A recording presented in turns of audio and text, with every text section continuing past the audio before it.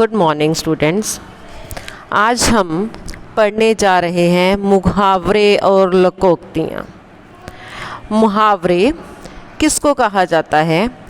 भाषा को रोचक और प्रभावपूर्ण बनाने में मुहावरे और लोकोक्तियाँ महत्वपूर्ण भूमिका निभाते हैं। इसके प्रयोग से भाषा सरस सशक्त बन जाती है तथा भावाभिव्यक्ति में एक नया ओज आ जाता है। मुहावरा शब्द का अर्थ है बोलचाल या बातचीत। जब वाक्य में किसी शब्द समूह का सामान्य अर्थ नहीं लिया जाता बल्कि उसी से मिलता जुलता अर्थ अर्थात लाक्षणिक अर्थ लिया जाता है और वह अर्थ रूढ़ बन जाता है, तब हम उसे मुहावरा कहते हैं। जब वाक्यांश और साधारण अर्थ को छोड़कर किसी विशेष अर्थ को व्यक्त करें उसे मुहावरा कहते हैं। मुहावरे की विशेषताएं। मुहावरे की निम्नलिखित विशेषताएं होती हैं। मुहावरा वाक्य का अंग बनकर प्रयुक्त होता है, स्वतंत्र रूप से नहीं, अर्थात मुहावरे का अपना स्वतंत्र अस्तित्व नहीं होता बल्कि यह वाक्य के रूप में प्रयुक्त किया जाता है।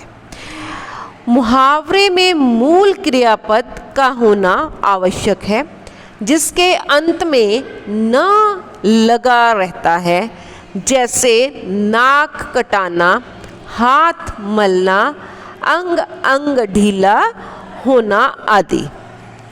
मुहावरे के रूप में कोई परिवर्तन नहीं होता, जैसे फूलकर कृपा हो जाना का प्रयोग किसी स्त्री के लिए यह नहीं कहा जाएगा कि वह फूल कर कुपी हो गई। नेक्स्ट है कुछ उदाहरणें, जैसे आंखें दिखाना, क्रोध प्रकट करना, मैंने तो कुछ भी नहीं कहा और तुम मुझे आंखें दिखा रहे हो। सेकंड, आंखें खुलना, होश में आना, सचेत होना, जब तुम्हारा सब कुछ बर्बाद हो जाएगा तभी तुम्हारी आंखें खुलेगी। आंखें चुराना, बचते फिरना, सामने ना आना, जब से आकाश की चोरी पकड़ी गई है तभी से वह मुझसे आंखें चुरा रहा है। नेक्स्ट है उंगली पर नचाना, पूर्ण रूप से वश में करना। आजकल सुप्रिया अपने पति को उंगली पर नचाती है। उंगली उठाना, आरोप लगाने की कोशिश करना, मेरे चरित्र पर कोई भी उंगली नहीं उठा सकता।